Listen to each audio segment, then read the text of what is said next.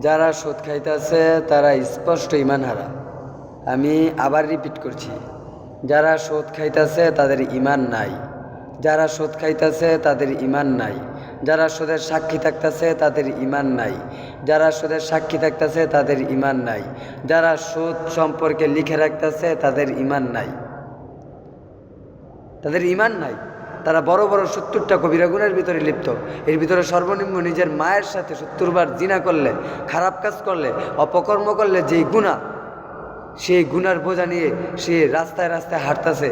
আর তাদেরকে নিয়ে গ্রামের উচ্চপদস্থ লোক, তারাই উচ্চপদস্থ লোক, আর তাদেরকে আমরা মাথায় নিয়ে নিয়ে নাচতেছি। নাউজুবিল্লাহি মিন যালিক। তারাই নাকি আবার আমাদের আইডল। আস্তাগফিরুল্লাহ। তারাই নাকি বলে আমাদের আইডল।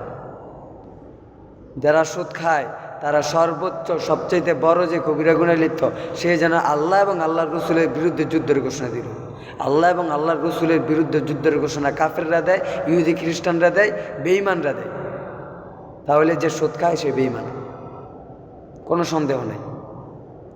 এখন আমাকে কিছু ব্যক্তি বলতেছে যে ডক্টর ইউনূসকে তো আপনার আমার মতো ছাত্রছাত্রীরাই এরকমভাবে সুদি কারবার করার পরও তাকে এরকমভাবে মর্যাদা দিয়ে তাকে রাষ্ট্র ক্ষমতায় বসায় দেওয়া হয়েছে। কই আপনি তো সেই সম্পর্কে কিছু বলেন না, আমারে কইতাছে। তা আমি বললাম আমার তো সেই রকম কোনো ক্ষমতা নাই। আমার যতটুকু ক্ষমতা দিছে আল্লাহ তাআলা, আমি ততটুকু বলছি। ডক্টর ইউনূসরে রাষ্ট্র ক্ষমতায় বসাইছে, আমি কিছু করি নাই কেন? আচ্ছা, আমি আজীব ব্যাপার, আমি কি করব? আমার কোনো ক্ষমতা আছে? তা আমি বললাম যে আমার যতটুকু ক্ষমতা আমি ততটুকু করেছি, আপনি খোঁজ নিয়ে দেখেন। আমি এই রাষ্ট্র ক্ষমতাকে প্রত্যাখ্যান করেছি, আমি আমার পক্ষ থেকে। এখন কে করলো কে না করলো এটা তো আমার দেখার দরকার নেই।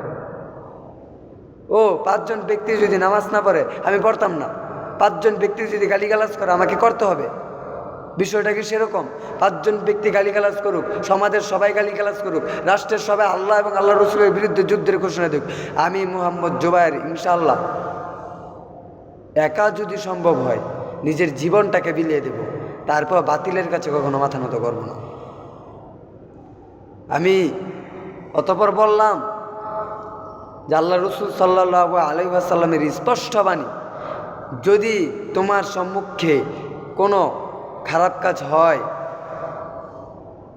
যদি তোমার ক্ষমতা থাকে তাহলে তুমি হাত দিয়ে বাধা দেও।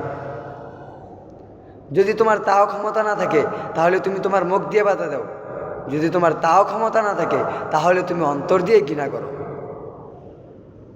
অন্তর দিয়ে ঘৃণা করো। এখন আমার হাত দিয়ে আমি এটাকে দামাই দেব, এটাকে দমাই দেব, আমি ডক্টর ইউনূসকে রাষ্ট্র ক্ষমতা থেকে সরাই দেব, এই ক্ষমতা কি আমার আছে? আমার হাতের এই ক্ষমতা আছে? আমি সেই পর্যায়ে যাইতে পারছি? পারি নাই। আমার ক্ষমতা থাকলে আমি করতাম, অবশ্যই করতাম। কারণ যে ব্যক্তি সুদ খাইতেছে তাকে রাষ্ট্র ক্ষমতায় দেওয়ার জন্য কোনো মুসলমান রাজি না। হ্যাঁ, সে যদি সেকুলারিজমকে প্রমোট করে, সে যদি নাস্তিক্যবাদকে প্রমোট করে, সে যদি বেঈমান হয়ে থাকে তাহলে তার পক্ষে সম্ভব। তো অধিকাংশ ব্যক্তি তো নাস্তিক্যবাদকে নিয়েই প্রমোট করতেছে, সেকুলারিজম নিয়েই পড়ে রয়েছে। তো সমস্ত মানুষ একদিকে চলে যাক, আমি যাবো না ইনশাআল্লাহ। এটা তো ইমানদারের শান। কে গেল কে কি করলো এটা আমার দেখার দরকার নেই। তো আমি মহিলাকে বললাম আমার হাত দিয়ে প্রতিস্থাপন করার, আমার দূরে সরাই দেওয়ার, তাকে সরাই দেওয়ার ক্ষমতা আমার নাই, কিন্তু আমার মুখ আর আমার এই অন্তরের ঘৃণা, এই 2 জিনিস কিন্তু ঠিক আছে। এই যে এখনও যে বলতেছি, আমি আবার প্রতিবাদ করে বলতেছি, আমি এই সুদি কারবারকে প্রত্যাখ্যান করলাম, সুদের সাথে জড়িত প্রত্যেকটা ব্যক্তিকে প্রত্যাখ্যান করলাম। তাহলে আমার মুখ তো আমি বন্ধ রাখি নাই, আর রাখবো না ইনশাআল্লাহ। আর অন্তরের ঘৃণাও তো আমি থামাই নাই। আর অন্তরের ঘৃণা করা মানে এই না যে শুধু ঘৃণা করা। এই হাদিসের ব্যাখ্যা আছে, আবার আমার কথা না, ওলামা একরাম বলেছে মনে মনে ঘৃণা করা মানে মনে মনে পরিকল্পনা করা। হাদিসের মর্মার্থটা মূলত এটা, মনে মনে পরিকল্পনা করতে হবে যে এখন কি করা যায়, কিভাবে এটাকে দমানো যায়, এই জন্য পরিকল্পনা করতে হবে। আমরা শুধু ঘৃণা পর্যন্তই দেখি না, এটার জন্য আপনার দীর্ঘ পরিকল্পনা করতে হবে। ইনশাআল্লাহ আমি পরিকল্পনা করতেছি, আমি আমার সামর্থ্য অনুযায়ী পরিকল্পনা করতেছি। এই জন্য সবসময় সব জায়গায় যুক্তিতর্ক দেখাইবেন না। আমাকে বলে যে অধিকাংশ ব্যক্তিরা তো জানে যে দাড়ি রাখতে হবে, দাড়ির রাসূলের সুন্নাত, কিন্তু অধিকাংশ ব্যক্তিরা তো রাখে না।